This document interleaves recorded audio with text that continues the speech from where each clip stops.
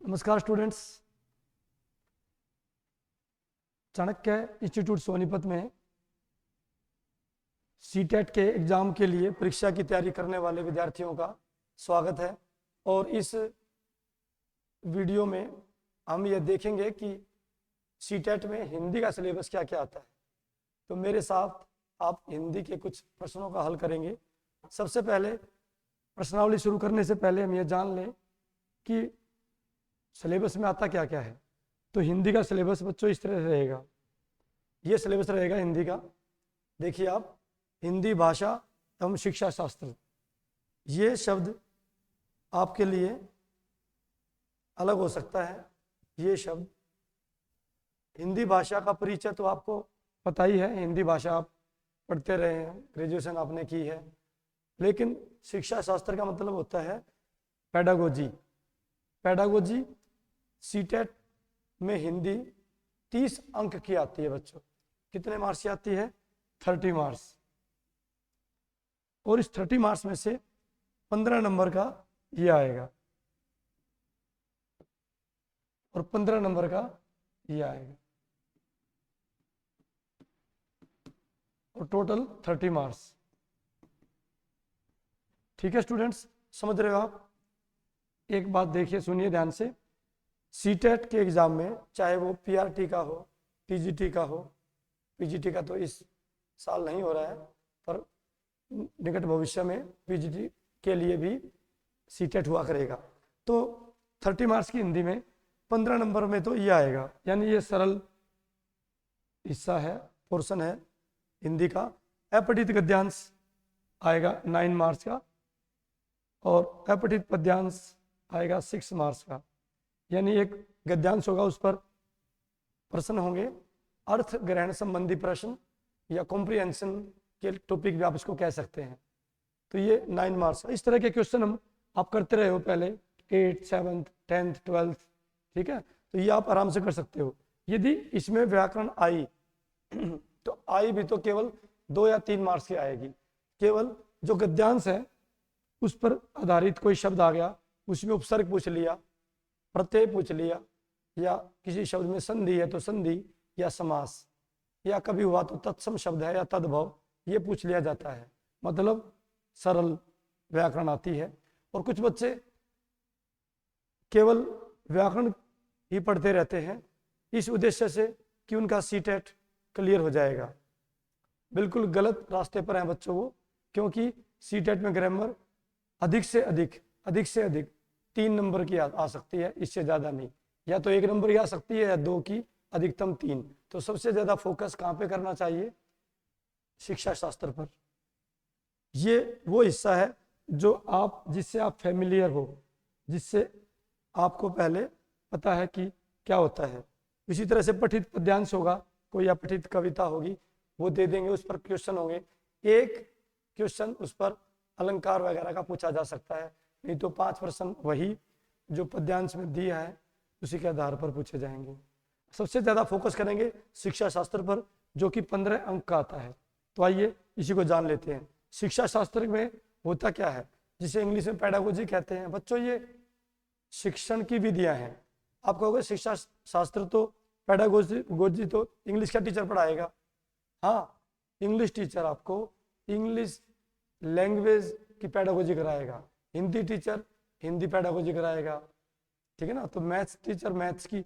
तो हर विषय की पेडागोजी, यानी उस विषय को कैसे पढ़ा जाता है, उस विषय की शिक्षण की विधियां क्या हैं, युक्तियां क्या हैं, व्याकरण शिक्षण की युक्ति क्या है, कविता पठन की युक्ति क्या है, तो वो जो विधियां हैं सारी विधियों को हम जानेंगे शिक्षा शास्त्र में।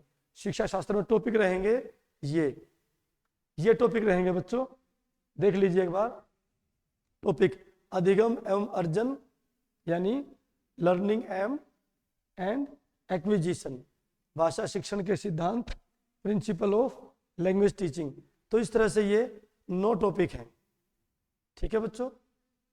तो बोलने सुनने की भूमिका, व्याकरण की भूमिका, ये इस तरह से 9 प्रश्न रहेंगे। 9 टॉपिक हैं, ये 9 प्रश्न नहीं है। इन्हीं अध्यायों पर टॉपिक्स क्वेश्चंस आते हैं और आपको वो हल करने हैं। और ये बच्चों लास्ट में देखा आपने, ये टीचिंग एड्स और रेमेडियल टीचिंग, जिसे हिंदी में उपचारात्मक शिक्षण कहते हैं, उपचारात्मक शिक्षण। तो क्वेश्चन अब ये है कि सर ये पेडागोजी जो है ये किस तरह के प्रश्न इसमें आते हैं। तो मेरे पास एक नमूने के तौर पर कुछ प्रश्न हैं जो आप देखेंगे कि ये पेडागोजी क्वेश्चन इस तरह से आते हैं। तो कोशिश कीजिएगा। पेडागोजी पढ़ाने की विधियां, और बहुत ही कोई सिचुएशन बेस्ड क्वेश्चन आते हैं इसमें। सिचुएशन बेस्ड, कक्षा में आप टीचर बनने जा रहे हैं तो कक्षा में कोई स्थिति आपके सामने आती है, उसको आप कैसे टैकल करते हैं, कोई समस्या को कैसे ओवरकम करते हैं, तो उसी पर आधारित प्रश्न है। आइए देखते हैं। पहला प्रश्न बच्चों देखिए,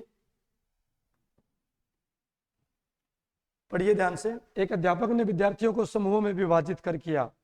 विद्यार्थी को ग्रुप में डिवाइड करते हैं टीचर्स, और हाथियों पर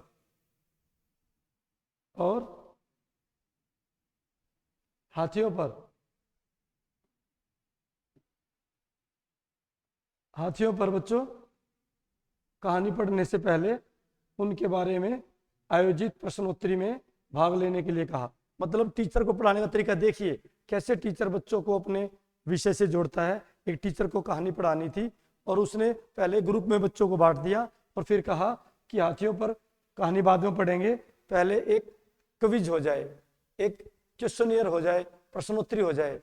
बच्चे इधर से प्रश्न करेंगे, दूसरे उत्तर देंगे, फिर वो प्रश्न करेंगे, दूसरे विद्यार्थी उत्तर देंगे। इस तरह की ट्रिक, इस तरह की युक्ति का साथ ले रहा है अध्यापक। जानते हैं क्यों? बताइए, अध्यापक का क्या मंतव्य है, क्या ऑब्जेक्टिव है? अध्यापक किस ऑब्जेक्टिव से बच्चों को ग्रुप में बांटकर प्रश्नोत्तरी आयोजित कर रहा है? पाठ्य वस्तु की समीक्षा लिखना। बेटा समीक्षा तो बड़े ऊंचे लेवल पर लिखी जाती है। उनकी स्मृति का परीक्षण करना, उनकी मेमोरी को चेक करना, एग्जामिन करना कितने ठीक हैं। सहपाठी पृष्ठपोषण, यानी सहपाठी पृष्ठपोषण होता है फीडबैक, एक साथी दूसरे का, क्लासमेट दूसरे का फीडबैक देगा। चौथा है टॉपिक के प्रति रुचि पैदा करना। तो राइट आंसर बेटा यही है। अध्यापक चाहता है कि बच्चे कहानी पढ़ने में बहुत अधिक उत्सुकता दिखाएं, उनमें जिज्ञासा उत्पन्न हो। इस उद्देश्य से उसने ये टॉपिक के प्रति रुचि उत्पन्न करना चाहता है, इसलिए उसने इस तरह की कहानी का आयोजन किया। कहानी पढ़ाने से पहले प्रश्नोत्तरी का आयोजन किया। बिल्कुल ठीक जवाब बेटा ये होगा आपका। नेक्स्ट क्वेश्चन, भाषा की कक्षा में, लैंग्वेज क्लास में, हिंदी मान लो हिंदी की क्लास है लैंग्वेज की, तो उसमें एक विद्यार्थी अवरोध पैदा कर रहा है, अड़चन पैदा कर रहा है। वो बार बार क्लास को डिस्टर्ब कर रहा है, बाधित हो रही है क्लास में बाधा उत्पन्न कर रहा है। तो इस विद्यार्थी के साथ किस तरह का व्यवहार किया जाना चाहिए? अक्सर विद्यार्थी बच्चे को पनिश करते हैं या पेरेंट्स को बुलाकर शिकायत करते हैं। समाधान खोजने के लिए अभिभावकों पर निर्भर करना चाहिए कि पेरेंट्स से बात करेंगे पीटीएम के दौरान, तब तुम्हारी शिकायत होगी। दूसरा, विद्यालय प्रशासन को शिकायत करेंगे, स्कूल एडमिनिस्ट्रेशन को, कि ये बच्चा बहुत ही प्रॉब्लम क्रिएटिंग है इन क्लास, तो इस पर कोई एक्शन लिया जाए, इसको red card, yellow card issue किया जाए। उद्यमी विद्यार्थियों पर ध्यान देना चाहिए। तो बेटा नेक्स्ट है, बच्चों को समाधान खोजने के लिए कहना चाहिए। तो इसमें राइट आंसर क्या होगा? राइट आंसर बेटा इसमें सही विकल्प कोई भी नहीं है, पर सही विकल्प इसका क्या होना चाहिए? बच्चे की समस्या पर, जो विद्यार्थी अवरोध उत्पन्न कर रहा है ना, उसकी समस्या का कारण जानना चाहिए अध्यापक को कि यह किस तरह की क्यों कर रहा है, ऐसी समस्या क्यों उत्पन्न कर रहा है।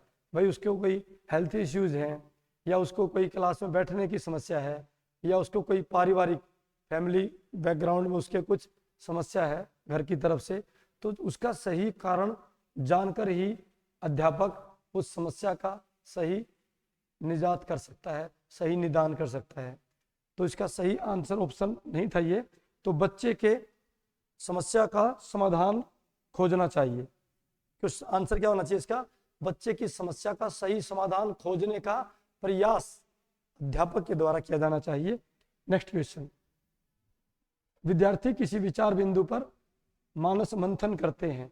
थोड़े हिंदी थोड़ी क्लिष्ट रहती है, सीटेट के एग्जाम में आप देखोगे हिंदी थोड़ी सी कठिन लगेगी आपको। मानस मंथन मतलब विचार मंथन करते हैं, और पहले तो किसी टॉपिक पर विचार मंथन करते हैं, फिर उस पर विचारों को संयोजन मतलब कलेक्टिवली इकट्ठा करते हैं, उसके बाद प्रारूपण करते हैं, यानी उसका फॉर्मेट तैयार करते हैं। कोई चीज़ पहले सोची, फिर उस पर उसको विचारों को इकट्ठा किया, फिर उस पर उसका फॉर्मेट बनाया, और उसके बाद फिर लिखते हैं। तो ये अंततः अपने कार्य की पुनरावृत्ति भी करते हैं, अपने कार्य की रिपीट भी करते हैं। रेपिटेशन मतलब रिवीजन करते हैं, पुनरावृत्ति का मतलब अपने कार्य को रिवाइज भी करते हैं। क्वेश्चन क्या है, इस प्रक्रिया को, इस प्रोसीजर द्वारा कौन सा कौशल प्रतिबिंबित होता है। बेटा कौशल, देर आर 4 स्किल्स, 4 तरह के कौशल होते हैं। इंग्लिश में उनको शॉर्ट में LSRW कहते हैं, listening, speaking, reading and writing. Hindi में उनके 4 नाम ये हैं। लिसनिंग यानी श्रवण कौशल, स्पीकिंग यानी वाचन कौशल, रीडिंग यानी पठन कौशल, और राइटिंग यानी लेखन कौशल। तो ये हिंदी के नाम आपको हिंदी में याद करने चाहिए, इंग्लिश में सीक्वेंस में याद करते हैं बच्चे LSRW। तो क्वेश्चन ये था कि ये सब किस कौशल को रिप्रेजेंट करते हैं, प्रतिबिंबित करते हैं, रिप्रेजेंट करते हैं। राइटिंग होगा लेखन कौशल को। ये सब सारा एफर्ट्स, सारा ये तैयारी बच्चे को कौन से लेखन, कौन से कौशल के लिए प्रेरित करते हैं, रिफ्लेक्ट करते हैं, लेखन कौशल। बिल्कुल सही जवाब था आपका। नेक्स्ट, निम्नलिखित कथनों को पढ़िए तथा सही विकल्प का चयन कीजिए। स्टेटमेंट पढ़िए और सही कथन को आपने सिलेक्ट करना है, चयन करना है। अभिकथन, कथन, अभिकथन यानी स्टेटमेंट। ए स्टेटमेंट क्या है, इसको एसर्शन और रीजन बोलते हैं। A for assertion, R for reason. पठन और कौशल प्राथमिक स्तर पर समालोचनात्मक चिंतन में मदद करते हैं, यानी पढ़ना और लेखन, लिखना। पढ़ना, रीडिंग एंड राइटिंग स्किल्स जो बच्चे की होती है वो प्राइमरी लेवल पर उसके क्रिटिकल थिंकिंग को प्रमोट करते हैं, क्रिटिकल थिंकिंग में हेल्प करते हैं। लिसन अगेन, प्राइमरी लेवल पर बच्चा जो रीडिंग एंड राइटिंग करता रहता है वो कौन से किस में मदद करते हैं, क्रिटिकल थिंकिंग में मदद करते हैं। क्वेश्चन ये क्या है, आर रीजन, समालोचनात्मक चिंतन पठन और लेखन का एक उपकौशल है। ये कहता है कि जो क्रिटिकल थिंकिंग है ये पठन कौशल का एक उपकौशल है ना, नहीं है, ये गलत है। ये स्टेटमेंट ये कहना चाहता है कि जो रीडिंग स्किल है, रीडिंग स्किल और राइटिंग स्किल है, इस स्किल का एक हिस्सा है, इस स्किल का एक सब पार्ट है। क्या, क्रिटिकल थिंकिंग। ये गलत व्याख्या कर रहा है बेटा, इसका गलत रीजन बता रहा है। तो राइट आंसर हो गया ए सही है परंतु आर गलत है। ए सही है परंतु आर गलत है। राइट आंसर 2, ए सही है परंतु आर गलत है। ये तो बच्चा जब राइटिंग और रीडिंग कौशल कर रहा होता है, नो डाउट क्रिटिकल थिंकिंग उसकी होती है, परंतु हम ये कहें कि क्रिटिकल थिंकिंग रीडिंग और राइटिंग का एक सब पार्ट है, ये गलत है। उसका जो रीजन है, तर्क है, वो गलत है। नेक्स्ट क्वेश्चन, भाषाई कौशल सीखने का सर्वाधिक उपयुक्त तरीका है। सुनो बच्चों, भाषाई कौशल मतलब वही लैंग्वेज स्किल्स। कौन से, LSRW। ये 4 स्किल्स सीखने का द बेस्ट मेथड कौन सा है? समावेशित युक्तियों के माध्यम से, केवल लिखित परीक्षा, प्रदत्त कार्य, राइटिंग रिटन एग्जाम, प्रदत्त कार्य होती हैं, असाइनमेंट। क्या होते हैं बच्चों? असाइनमेंट। एक समय पर एक ही कौशल पर ध्यान केंद्रित करके चुनौतीपूर्ण और यांत्रिक भाषा ड्रिलों की मदद से, चुनौतीपूर्ण मतलब चैलेंजिंग और यांत्रिक मतलब बिल्कुल यंत्र की भांति, बहुत यंत्र की भांति भाषा को सीखने का। तो बच्चों राइट आंसर होगा ए, समावेशित युक्तियों के माध्यम से। मतलब ये चारों जो कौशल हैं ये एक दूसरे के सीखने में मदद करते हैं। LSRW, listening, speaking, reading and writing, ये चारों के चारों कौशल एक दूसरे के लिए हेल्पफुल होते हैं। जब आप सुन रहे होते हैं तो आप बोलने का तरीका भी सीख रहे होते हैं, तो लिसनिंग के साथ स्पीकिंग, ठीक है ना। तो जब आप पढ़ रहे होते हैं तब आप बोल भी रहे होते हैं, तो पढ़ने के साथ में रीडिंग के साथ में स्पीकिंग भी चल रही है। तो बच्चों ये चारों के चारों कौशल अंतः संबंधित होते हैं, एक दूसरे से जुड़े होते हैं और एक दूसरे के सहायक होते हैं। इनके एक के सीखने से दूसरे का सीखना अपने आप होता है, तो इसलिए एक के सीखना दूसरे के सीखने में हेल्पफुल होता है। तो बच्चों राइट आंसर इसका होगा समावेशी, मतलब चारों को इकट्ठा, कलेक्टिवली। समावेशी मतलब कलेक्टिवली तरीके से ही हम भाषा को सबसे अच्छी तरीके से सीख सकते हैं। यदि आप एक ही स्किल्स को महत्व देते जाओगे तो भाषा सीखने का वो अच्छा तरीका, बेस्ट तरीका नहीं है। नेक्स्ट क्वेश्चन, भाषा कक्षा 7 की अध्यापिका, कक्षा 7 की अध्यापिका का निर्धारित पाठ्यपुस्तकों के अलावा अन्य पुस्तकों के पठन को सुलभ कर रही है। क्वेश्चन क्या है, 7th क्लास की टीचर वो न केवल टेक्स्ट बुक बच्चों को पढ़ाती है, पाठ्यपुस्तक पढ़ाती है, वो बच्चों को अतिरिक्त पठन सामग्री भी लाके देती है। स्कूल में मैगजीन लाके देती है, बच्चों को न्यूज़पेपर लाके देती है, कहानियों की पुस्तक लाके देती है, वो कहानियों की पुस्तक जो बच्चों के सिलेबस की है ही नहीं। तो इस तरह की पुस्तकें पढ़ाने से भला क्या लाभ मिलता है। अन्य पुस्तकों को पठन को सुलभ कर रही है, उनको पुस्तकों के पठन को अवेलेबल कर रही है, वह किस तरह के पठन को प्रमोट कर रही है, किस तरह के पठन को बढ़ावा दे रही है। तो राइट आंसर विस्तृत एक्सटेंसिव पठन का, या निर्देशित पठन का, साझा पठन का, गहन पठन का। विस्तृत बेटा मतलब वो पढ़ाने के साथ साथ क्या है, विस्तार दे रही है। वह न केवल सिलेबस की बुक, पाठ्य पुस्तकों को ही पढ़ाती है, निर्धारित टेक्स्ट बुक्स को ही पढ़ाती है, बल्कि वो एक्स्ट्रा रीडिंग कराती है। तो वो विस्तृत पठन हो जाएगा। जितना पढ़ते हैं बच्चे उससे ज़्यादा विस्तृत पठन, इसको इंग्लिश में बोलते हैं एक्सटेंसिव रीडिंग, अधिक पठन। तो इससे बच्चे की रीडिंग हैबिट डेवलप होगी और खासकर सीटिंग भी बनेगी बच्चे की, ज़्यादा समय तक वो पढ़ेगा। एक बार बच्चे की रीडिंग हैबिट डेवलप हो गई, एक बार यदि उसकी पठन के प्रति रुचि उत्पन्न हो गई, तो फिर वो सिलेबस अपने आप ही पढ़ेगा, कहानियों के अपने पाठ्य पुस्तकों को भी आप पढ़ेगा, टेक्स्ट बुक्स को भी अपने आप पढ़ेगा, क्योंकि रुचि पढ़ने में विकसित होती है अतिरिक्त पुस्तकों के माध्यम से। जो अतिरिक्त पुस्तकें बच्चा पढ़ता है ना उसको, क्योंकि सिलेबस की पुस्तकों को बच्चा कई बार भार समझकर, जिम्मेदारी समझकर पढ़ता है, और अतिरिक्त पुस्तकों को वो मनोरंजन की दृष्टि से पढ़ता है।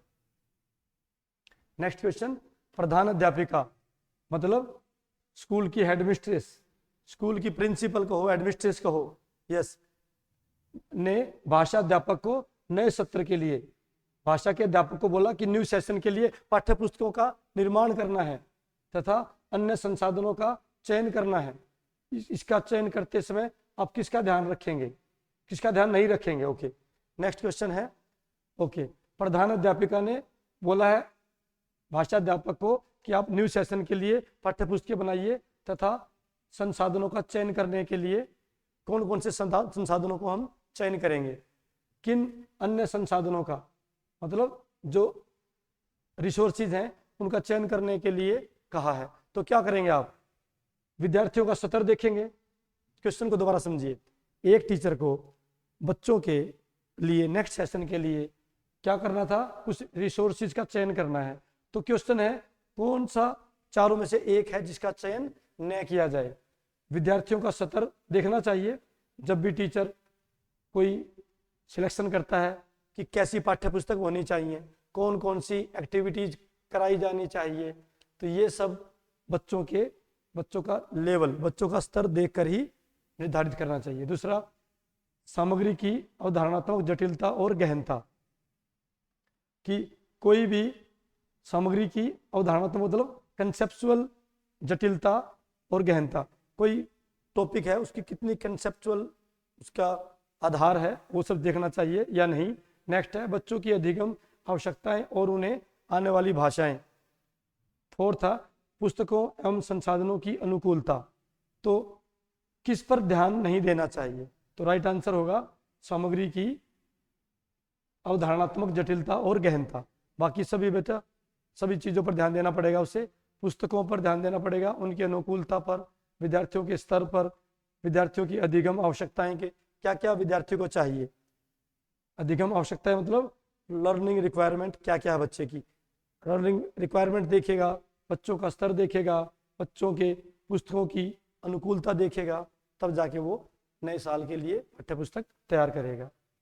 नेक्स्ट है, अध्यापक ने शिक्षार्थियों द्वारा भाषा शिक्षण के प्रयोग का निरीक्षण करने के लिए मानदंड निर्धारित किए। मतलब अध्यापक ने बच्चों के द्वारा भाषा सामग्री के प्रयोग का कि वो कैसी निरीक्षण करना चाहता है टीचर, उसके लिए कुछ मानदंड, कुछ स्टैंडर्ड्स निर्धारित किए हैं। सामग्री के प्रयोग का निरीक्षण करने के लिए कौन सा मानदंड सर्वाधिक रूप से महत्वपूर्ण और सहायक है। तो टीचर चाहता है कि बच्चों की जो भाषा है उसका परीक्षण कर सके, उसके लिए कुछ उसने स्टैंडर्ड्स फिक्स किए हैं। तो क्वेश्चन ये है कि मानदंड, कौन सा मानदंड सर्वाधिक महत्वपूर्ण और सहायक है। अवलोकन, पृष्ठपोषण, लिखित रिपोर्ट, चेकलिस्ट, पूर्वानुमान, अधिगम, प्रतिफल, उपयोग, दोहराव, अभिव्यक्ति, सामग्री की उपलब्धता, तैयारी और अभ्यास। तो बच्चों ये चेकलिस्ट, पूर्वानुमान और अधिगम, प्रतिफल मतलब अधिगम का मतलब लर्निंग का लर्निंग होगा या अभिव्यक्ति होगी। राइट आंसर है इसका अवलोकन। यस, इसको सबसे अधिक महत्व देना चाहिए, टीचर को देखना चाहिए। ऑब्जर्वेशन, अवलोकन बोले तो ऑब्जर्वेशन, और पृष्ठपोषण फीडबैक, बच्चे की कमियां बता देना। ये फीडबैक सेशन लगाते हैं, टीचर को फीडबैक सेशन लगाना चाहिए, और लिखित रिपोर्ट भी देखनी चाहिए। तो ये सबसे उपयुक्त तरीका है।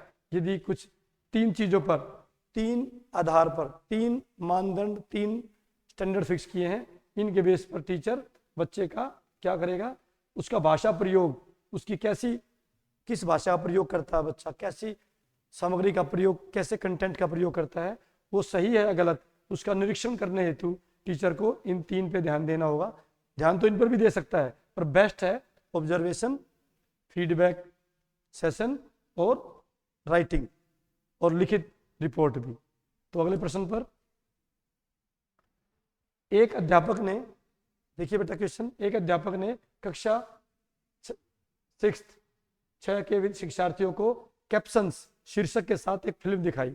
जैसा कि आप देखते होंगे मूवीज आती है ना, तो मूवीज में नीचे कैप्शंस आते हैं हिंदी में, इंग्लिश में, ठीक है ना। तो यदि हिंदी मूवी है तो इंग्लिश में कैप्शंस आएंगे या हिंदी में भी आ सकते हैं। तो नीचे पट्टी चलती है ना कैप्शंस की। तो टीचर ने क्या किया, क्या दिखाया, शीर्षकों के साथ एक फिल्म दिखाई। किसके साथ, कैप्शंस के साथ। यह फिल्म पाठ्यपुस्तक के एक अध्याय पर बेस्ड थी, उस पर आधारित थी। पाठ्यपुस्तक में एक चैप्टर था, उस पर आधारित वो मूवी थी। कैप्शंस के साथ दिखाई जा रही फिल्म किस बात के लिए प्रोत्साहित करती है, किस बात के लिए बच्चों को मोटिवेट करेगी। तो जानते हैं बच्चे कैप्शन पढ़ेंगे यानी भाषा पढ़ेंगे, समझ रहे हो आप। कैप्शन पढ़ेंगे तो उनकी भाषा का विकास होगा। तो क्वेश्चन ये है कि किस बात के लिए वो प्रोत्साहित कर रही है। इस तरह की और फिल्में देखने के लिए नो, ताकि बच्चे और फिल्में देखें। नो, मौखिक संकेतों द्वारा श्रवण युक्तियां, पात्रों के अभिनय की सराहना और समीक्षा करना। समीक्षा बच्चे कर ही नहीं सकते, बच्चों गलत हो गया। सक्रिय रूप से देखना और सुनना, कि बच्चे सक्रिय रूप से देखेंगे और सुनेंगे किसको, मूवी को। नो, राइट आंसर है fourth is the right answer. श्रवण युक्तियां, सक्रिय रूप से देखना और विद्यार्थियों को भाषा की प्रमाणिक सामग्री, क्योंकि जो कैप्शंस होंगे वो सही भाषा का प्रमाणिक रूप होंगे।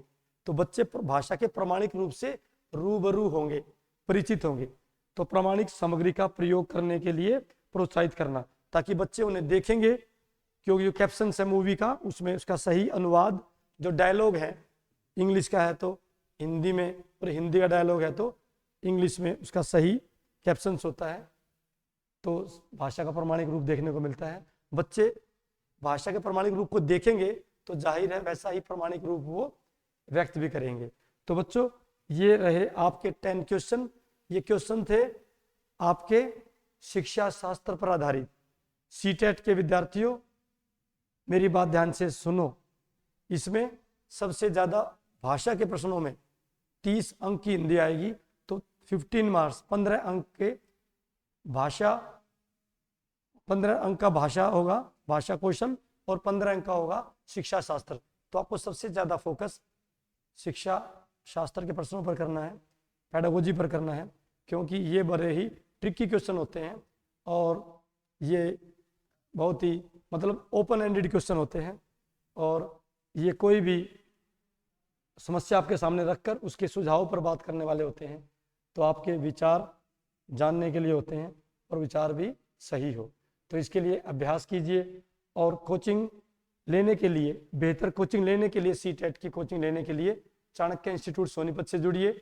यहाँ आपको सीटेट की ऑनलाइन और ऑफलाइन यानी दोनों ही मोड में आपको कोचिंग की सुविधा उपलब्ध रहेगी।